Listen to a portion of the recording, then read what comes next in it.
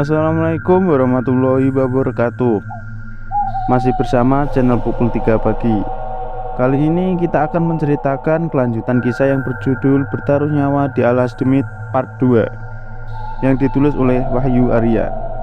Bagi teman-teman yang ingin mendengarkan part sebelumnya, kami sudah menaruh link di kolom deskripsi.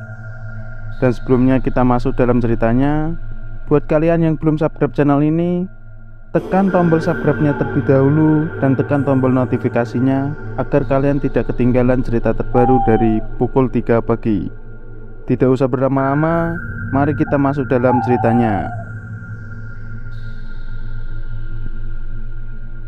Bismillah, bisa? Biar aku lagi yang di depan, ucap Kelana. Beneran tahu arahnya? Tanya Zafar dan Sanjaya. Kalian berdua percaya enggak? Balas Kelana. Kalau ada yang lebih paham, silahkan. Biar aku paling di belakang, imbuhnya.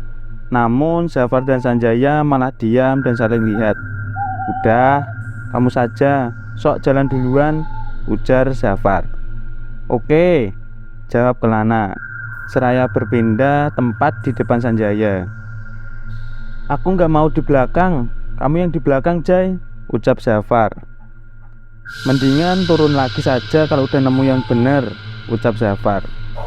Turunlah sendiri, biar ditangkap sama gerombolan pocong tadi. Biar aku mendaki sendiri sama Kelana, balas Sanjaya dengan nada kesal. Sudahlah, percuma juga kamu mengutuk keadaan sekarang ini. Dijalani saja. Aku pun bingung, kenapa kita bisa kesasar di sini, tukas Kelana pada Zafar. Untungnya keadaan masih memberi mereka bertiga cuaca yang baik. Bintang-bintang pun terlihat dari balik rimbuan pepohonan. Kelana masih melihat Zafar dengan wajah yang kesal. Tapi mau apa lagi selain tetap berjalan daripada diam saja di hutan ini. Yang ada malah membuat keadaan semakin sulit. Waktu terus berputar hingga hampir 1 jam perjalanan menyusuri hutan yang ditumbuhi tanaman liar, sehingga kerap Kelana menyingkirkan rumput-rumput liar yang menghalanginya. Tapi sampai di titik ini, Kelana masih belum bertemu dengan jalur pendakian yang seharusnya. Kelana menghela nafas lalu berujar, "Berhenti dulu ya, capek," seraya menepikan langkahnya lalu duduk di atas batang pohon yang tumbang. Apa emang udah sejauh ini kita tadi salah jalan? Perasaan tadi nggak lewat jalan yang rapat begini, ucap Sanjaya. Aku juga nggak tahu. Aku tadi lihatnya jalannya biasa. Aku baru sadar waktu di atas tadi, jawab Kelana. Cukup lama mereka bertiga berdiam diri di situ. Sampai akhirnya Kelana mendengar suara anak-anak seperti sedang bermain tak jauh dari tempat istirahatnya. Kalian dengar suara? Belum sempat Kelana menyelesaikan pertanyaannya, tiba-tiba Zafar menyelanya. Anak-anak? Ya, aku dengar juga. Kenapa ada suara anak-anak di dalam hutan gini? Tanya Sanjaya. Mereka bertiga bingung, kenapa bisa ada suara anak-anak bermain di dalam hutan yang rapat begini. Apa mereka warga lokal yang sudah terbiasa main di tempat seperti ini? Tapi mana mungkin. Kelana berdiri memeriksa keadaan sekitarnya sambil mencari dari mana suara anak-anak itu berasal. Suara itu kedengaran jelas, tapi belum kelihatan di mana wujudnya. Kelana memeriksa keadaan di sekitarnya, menerawang jauh dengan mata telanjangnya, walau ia tahu itu tak berpengaruh apa-apa. Mau cari kemana? Tanya Zafar pada Kelana. Gak tahu, jalan lagi aja yuk. Entah kenapa perasaan Kelana bertambah mengganjal, seperti merasa akan terjadi sesuatu hal setelah ini. Kelana berjalan lagi, diikuti Zafar dan Sanjaya di belakang. Dengan hati-hati, Kelana memilih jalan mana yang harus dia lewati. Dia harus tetap tenang, karena jika panik sedikit saja di saat tersesat begini, bisa mempengaruhi pikirannya dalam mengambil sebuah keputusan, tenang atau celaka. Hanya itulah pilihannya. Sekelebat bayangan hitam tiba-tiba saja melintas di depan Kelana. Kelana yang terkejut lantas sedikit tersentak di belakang. Hal itu membuat Zafar yang di belakangnya pun ikut kaget. Astagfirullah, kaget Kelana. Ada apa, Nah? Kamu lihat apa?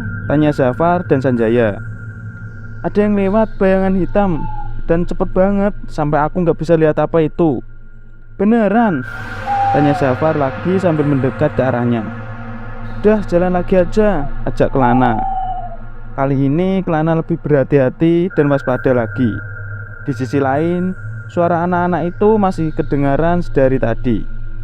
Kalau lihat apa-apa, terutama sesuatu, ngomong saja ya, gak usah takut, ucap Kelana kepada dua rekannya di belakang. Gak usah takut, mana bisa, umpat Zafar. Kelana tetap berjalan, tanpa menghiraukan perkataan Zafar. Sekelebat bayangan tadi muncul lagi, dan berpindah dengan cepat dari pohon satu ke pohon lainnya. Secara alami, keberanian Kelana bertambah sendiri. Ia menatap dan mengikuti bayangan itu saat bergerak. Sampai akhirnya bayangan hitam itu berhenti di satu titik dekat pohon terbesar di hutan ini. Kelana yang menyadari pun spontan berjalan ke arahnya. Apa kalian gak lihat itu? Tanya Kelana sambil mengarahkan senternya ke arah pohon terbesar di hutan itu. Apa itu? Jawab Zafar. Sepertinya benar, ada anak-anak, sahut Sanjaya. Coba aku periksa, kata Kelana. Kelana mendekatinya, memastikan apa yang berdiri di sana. Kelana mematikan senternya, lalu berjalan pelan-pelan dengan hanya dibantu cahaya bulan yang tak begitu terang. Langkahnya pun senyap, hampir tak bersuara. Semakin dekat, wujudnya semakin kelihatan. Ternyata yang dikatakan Sanjaya benar. Kelana melihat 3 orang anak kecil sedang bermain kejar-kejaran di atas tanah yang agak lapang. Tapi ternyata tidak hanya ada mereka. Ada satu sosok lagi yang baru Kelana sadari keberadaannya. Apa itu? Tanya Kelana dalam hati.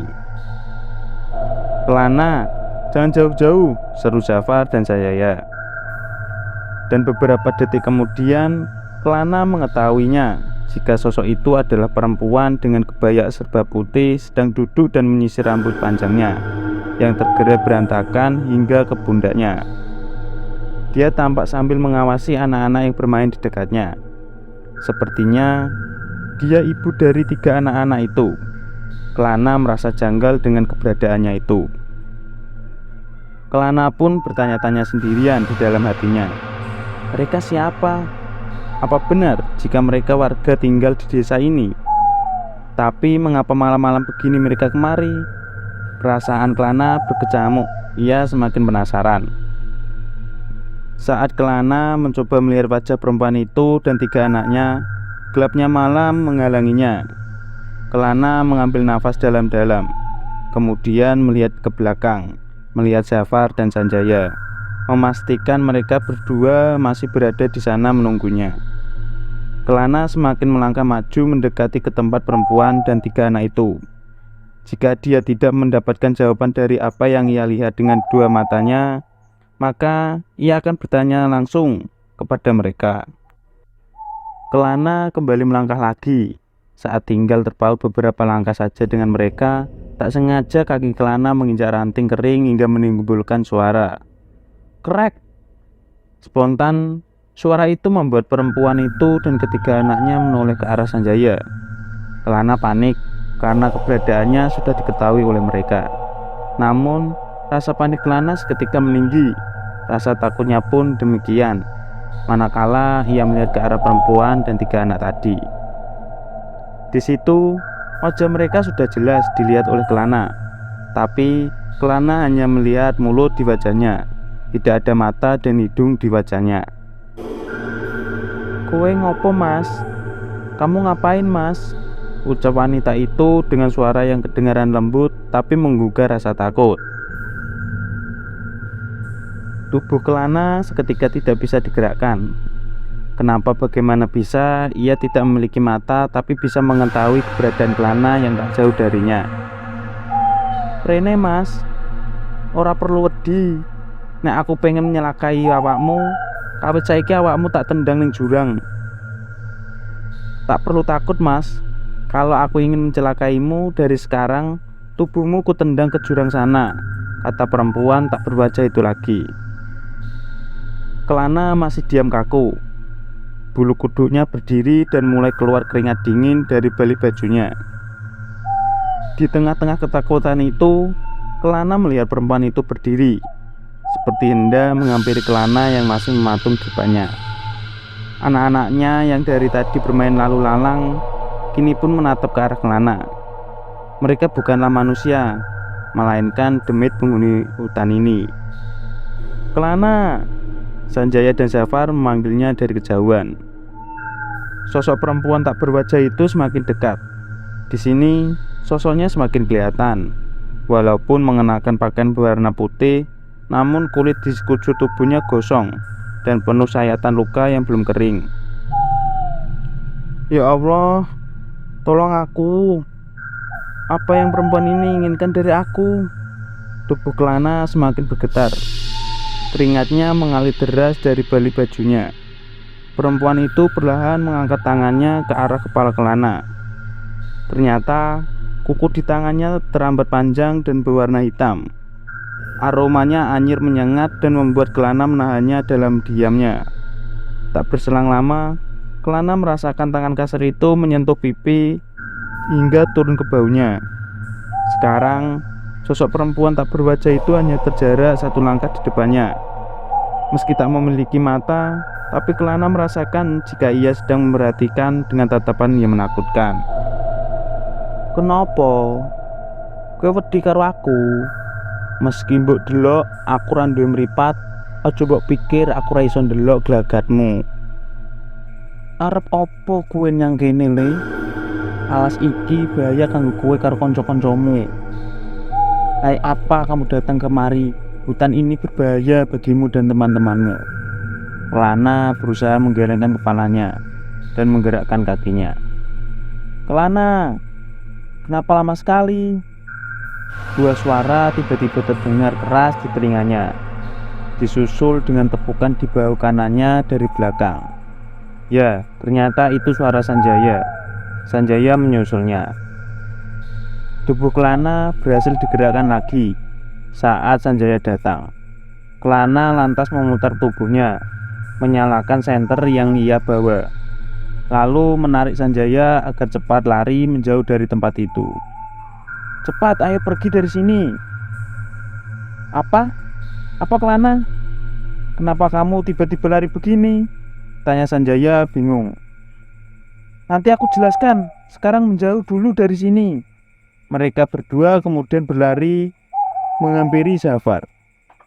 Melihat kedatangan Kelana dan Sanjaya dengan wajah panik dan takut, Zafar pun bingung, lalu mencecarnya dengan pertanyaan.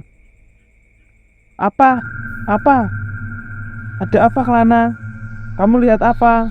Tanya Zafar penasaran. Anak-anak itu, di sana mereka tidak sendiri. Ada sosok perempuan di dekatnya. Dan apa Kelana?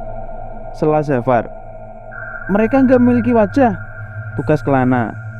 Jangan mengada-ada kamu, balas Zafar. Buat apa aku bercanda dan bohongi kalian dalam keadaan begini? Coba lihatlah sendiri kalau berani, kata Kelana. Zafar sadar ada yang tidak beres dengan kedua temannya. Kelana menatap jauh ke arah tadi. Sosok perempuan itu dengan ketiga anaknya kini menatap ke arahnya. Perempuan itu tertawa, menertawai ketakutan Kelana, Zafar, dan Sanjaya. Dengan suara yang keras mengisi seisi hutan. Lebih waspada dan hati-hati, ucap Kelana sembari berjalan secepat mungkin yang ia bisa. Sebenarnya siapa dia Kelana? Dia tadi yang kuceritakan. Dia bisa berpindah dari tempat lain ke tempat lainnya dengan cepat, bahkan hingga tidak terlihat. Waspadalah, kata Kelana dengan nada meninggi, karena tidak ada yang tahu dia akan muncul lagi di sebelah mana. Berdoalah sepanjang jalan agar tetap hidup sampai kita berhasil selamat, kata Sanjaya. Kelana terus menyasak jalan yang hampir tak terlihat di depannya. Kalaupun ia berjalan ke arah yang salah, hal itu tidak akan ia sadari, karena saking tidak terlihatnya sisa jalur yang sudah mereka lewati tadi. Kelana terdiam. Ia ragu mau melangkah kemana lagi. Aku harus jalan kemana lagi? Jalannya sudah hampir nggak kelihatan, ujar Kelana. Ia berhenti tiba-tiba. Zafar dan Sanjaya pun menyisir keadaan sekitarnya. Tapi sepertinya hal itu percuma saja, karena tidak ada jalan atau petunjuk yang bisa mereka gunakan. Kita harus gimana lagi? Ucap Zafar yang terlihat putus asa, meratapi keadaan dan hanya terdiam di sini. Kelana mencoba tenang, menghela nafasnya berulang kali sampai benar-benar tenang. Ia kemudian memutar otaknya, diarahkannya senter ke atas, memutarkannya ke segala arah, sambil meniup peluit yang dari tadi awal menggantung di kerit pendakinya. Apa yang kamu lakukan, Nah? Tanya Zafar. Sebagai sinyal SOS, agar ada yang melihat jika ada orang yang sedang butuh pertolongan di sini. Semoga saja ada yang melihat dan mendengar. Melihat Kelana, Sanjaya dan Zafar pun mengikutinya. Sekarang mereka bertiga sama-sama mengarahkan senternya ke atas, ke segala arah, berharap ada yang melihat sinyal SOS yang mereka kirimkan. Namun, setelah beberapa menit berusaha, tanda-tanda ada orang yang menyadari keberadaan mereka belum ada juga. Masih gak ada yang tahu, ujar Sanjaya. Kita harus berbuat apa lagi, Kelana? Tanya Sanjaya. Mereka bertiga beristirahat berdekatan di dekat situ, lalu sama-sama berdoa, berharap segera mendapat petunjuk agar bisa melewati semua ini dengan selamat. Setelah saling berdoa, Kelana mengambil satu tempat di dekat situ untuk duduk dan menetralkan pikirannya. Tak lama, Kelana mengajak berjalan lagi. Suhu semakin dingin. Beberapa kali Zafar dan Sanjaya berteriak, berharap ada yang mendengarnya. Sementara Kelana masih fokus dengan mencari jalanan yang bisa ia tapaki di depannya. Langkahnya terus menerjang medan yang sulit. Mereka bertiga saling memberikan nasihat agar tetap terjaga kesadarannya dalam perjalanan. Tapi tidak lama setelah itu, Kelana tiba-tiba saja mencium aroma wangi. Wangi, kalian mencium juga? Kelana kembali menghentikan langkahnya. Aroma wangi itu membuat Kelana merasa penasaran. Mau ada demit lagi? Ucap Zafar. Di suatu begini, kamu bisa nggak sih lebih menjaga kata-katamu? Ujar Sanjaya. Ayo, Kelana berjalan lagi. Ia mencoba abaikan dengan aroma itu. Tapi tiba-tiba Kelana melihat setitik cahaya dari kejauhan.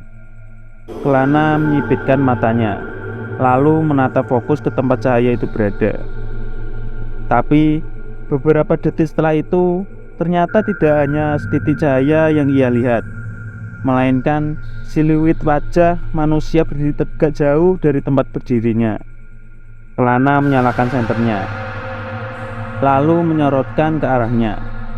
Iya, dia benar-benar ada. Kelana tidak sedang halusinasi dalam lamuannya. Seorang perempuan dengan berkebaya bermotif bunga berdiri di ujung matanya. Rambutnya terurai rapi hingga ke punggungnya. Spontan Kelana melongo dibuatnya. Far, Jai, lihat, ada gadis cantik di sana. Hah? Mana ada gadis cantik di hutan gini? Balas Zafar saat ia belum melihat gadis itu. Itu, kata Kelana sambil menunjuk ke tempat gadis itu berada. Kenapa bisa ada di sini? Jangan-jangan? Balas Sanjaya curiga. Kamu enggak curiga? Tanya Sanjaya. Pertolongan Allah bisa datang dari mana saja. Siapa tahu dia orang tinggal di desa ini. Aku coba lihat ke sana, jawab Kelana tanpa ragu. Kelana buru-buru berdiri, lalu datang menghampiri gadis itu. Namun baru 5 langkah saja kakinya terpeleset jatuh ke tanah yang lebih rendah, dengan kepalanya yang mendarat ke dahulu. Aduh, teriak Kelana. Kan ini tanda buruk, tugas Zafar. Diamlah, cepat bantu aku, balas Kelana. Saat sudah bangun dan kembali ke posisi semula, Kelana melanjutkan niatnya, yakni menghampiri gadis cantik di ujung penglihatannya. "Seyo, aku ke gadis itu dulu," ujar Kelana sambil menyalakan senternya. Dengan senter yang ada di tangan, Kelana melangkah cepat, kemudian menyasar rerumputan yang menghalangi di depannya. Tak jauh dari sana, ia kemudian berjalan masuk ke dalam hutan yang dimana jarak antar pohon di dalamnya tidak terlalu jauh. Semakin masuk ke dalam hutan, wujud gadis itu semakin jelas. "Mbak," panggil Kelana dengan suara lantang. Perlahan, gadis itu menoleh ke arahnya. Kelana terkejut, seakan tak percaya jika dia benar-benar cantik. Kelana tak menyangka akan bertemu gadis cantik di hutan belantara ini. "Ya Mas, ada apa?" ucap gadis itu. Suaranya lembut dan terdengar menenangkan di antara gelapnya malam di hutan ini. "Mbak, kamu ngapain di dalam hutan malam-malam begini?" Gadis berparas cantik nan manis itu melempar senyum di antara cahaya senter yang disorotkan Kelana. Tak henti-hentinya Kelana merasa takjub dengan kecantikannya yang luar biasa. "Saya mau pulang," jawabnya dengan lembut.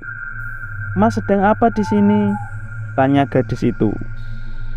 "Saya hendak mendaki, tapi saya tersesat, Mbak. Apa-apa kalau saya diizinkan, apa saya boleh ikut pulang ke rumah jenengan? Saya tidak tahu arah jalan pulang atau jalan ke puncak, Mbak." "Mas mau ikut saya pulang?" "Kalau diperbolehkan, Mbak," jawab Kelana dengan wajah yang ingin dikasihani. Gadis itu mengangguk. "Murni, panggil saya dengan nama Murni, Mas," tukasnya. "Murni? Bagus sekali namamu. Cocok sekali nama itu untukmu," ucap Kelana. Murni hanya membalas ucapan Kelana dengan senyuman yang terlukis di wajahnya. "Sanjaya, Zafar, kemari!" teriak Kelana. "Mas beneran mau ikut saya pulang?" tanyanya sekali lagi. "Iya Mbak, kami tidak tahu lagi siapa yang bisa menolong kami bertiga keluar dari hutan ini." "Nggak perlu Mbak, Mas, cukup Murni." "Ya Murni, sementara aku dan kedua temanku ikut bersamamu pulang. Minimal kami bisa keluar dari belantara hutan ini. Tapi jalan ke rumah saya berbahaya." "Hah? Berbahaya?" "Iya Mas, berbahaya. Masih mau ikut saya?" tanyanya lagi. Kelana diam sebentar, lalu berpikir, jika Murni sebagai seorang perempuan saja bisa melewatinya, aku, Sanjaya, dan Zafar pasti bisa melaluinya juga, pikir Kelana dalam hati. "Ya, tenang saja," kata Kelana. Tidak ada sedikit keraguan dalam benak Kelana. Baginya, selain cantik, gadis ini bisa ia gunakan untuk menunjukkan jalan kembali. Pulang ke rumah, kampung, keluar dari hutan. Begitulah rumus di dalam kotak Kelana. Lagi pula, dari tadi ia dengan Sanjaya dan Zafar hanya menuruni bukit yang tak ketemu di mana ujungnya. Bisa jadi, tanpa mereka bertiga sadari, langkahnya sudah sedekat dengan perkampungan warga berada di lereng lain gunung Merbabu. Sebelum jalan, ada aturannya. "Apa itu?" "Sebelum sampai, jangan sekali-kali melihat ke belakang." "Hah? Kenapa begitu?" tanya Zafar, karena perkataan Murni yang kedengaran aneh. "Pengen selamat?" tanya Murni. Pertanyaan yang singkat namun mampu membuat Kelana, Zafar, dan Sanjaya takut saat mendengarnya. "Kayaknya ada yang gak beres," bisik Zafar. "Kita ikut saja dulu. Yang penting kita keluar dari ketersesatan ini dulu. Urusan lain pikir nanti," kata Kelana. Setelah sedikit berdebat, Kelana, Zafar, dan saya pun sepakat. Mereka siap menjalankan pesan Murni. Posisinya masih sama. Kelana paling di depan, diikuti Zafar dan Sanjaya berada paling belakang. Urutan ini tidak boleh berubah posisinya. "Bagaimana Mas?" tanya Murni pada Kelana. "Murni, jalan duluan saja," jawab Kelana. Meskipun Kelana senang saat menatap senyum yang bergambar di wajah Murni, tapi ia tidak bisa membohongi perasaannya yang merasa takut saat itu. Murni kemudian melangkah dengan cepat. Kelana pun mengikuti belakangnya. Matanya tertuju pada belantara di depannya, dan juga Murni yang tanpa ragu melangkah di turunan yang sempit dan licin. Waktu itu, angin tertiup agak kencang. Suara-suara hewan di gunung pun semakin keras kedengaran. Di titik ini, perasaan Kelana semakin merasa tidak enak. "Murni, jauh nggak jarak ke rumahmu?" tanya Kelana. Ia berusaha menetralkan suasana dengan cara membangun percakapan dengan Murni. "Dekat mas," balas Murni. "Nanti kalau masuk hutan di depan, jangan berisik ya mas. Tahan dulu jika ingin berbicara," imbuhnya. Murni semakin mempercepat langkahnya. Kelana, Zafar, dan Sanjaya pun susah payah mengimbangi. Kini mereka sampai di sebuah hutan berkabut tipis yang hanya terbatasan dengan sebuah tanah yang agak lapang dari hutan sebelumnya. Suhu udara semakin dingin, manakala Kelana, Zafar, dan Sanjaya tiba di sini. Beberapa kali Kelana seperti melihat mata-mata yang memancar merah mengintip dari celah-celah pohon dan rumput liar. "Gak usah dilihat mas, jalan terus saja," teriak Murni. "Ramai banget di sini," ucap Sanjaya. "Apanya, Jay?" "Tenang mas, teruslah lihat ke depan. Kalau kalian bebal, bisa-bisa kalian akan terjebak di sini selamanya," teriak Murni. Apakah ini sebuah ancaman atau peringatan? Di balik parasnya yang cantik dan menawan, Murni sepertinya menyimpan sebuah cerita tentang hutan dan gunung ini. Medan ini berubah menjadi sebuah jalan setapak kecil yang diapit oleh pohon yang berjajaran di kanan kirinya. Di sini, Kelana tiba-tiba saja merasakan hawa yang tak asing baginya. Bulu kudunya pun seketika merinding dan belum tahu apa penyebabnya. Angin sesekali masih tertiup, membuat suhu dingin malam itu menusuk hingga ke tulang. Suara gemerisik daun saat tertiup angin menambah Kelana semakin merasa waspada. Sayup-sayup, Kelana mendengar sebuah suara muncul dari pepohonan di sekelilingnya. Kelana menatap ke sana, mencoba melihat apa yang ada di sana. Di situ, Kelana baru sadar jika dari tadi di atas pohon-pohon itu banyak menggantung mayat-mayat mati yang entah apa penyebabnya. Sosok-sosok pocong hitam pun kembali ia melihat di sekelilingnya. Bahkan makhluk-makhluk yang tak jelas apa bentuknya pun bertebaran di sana. "Murni, ini jalan kemana? Kenapa begini?" Kelana mulai merasa curiga.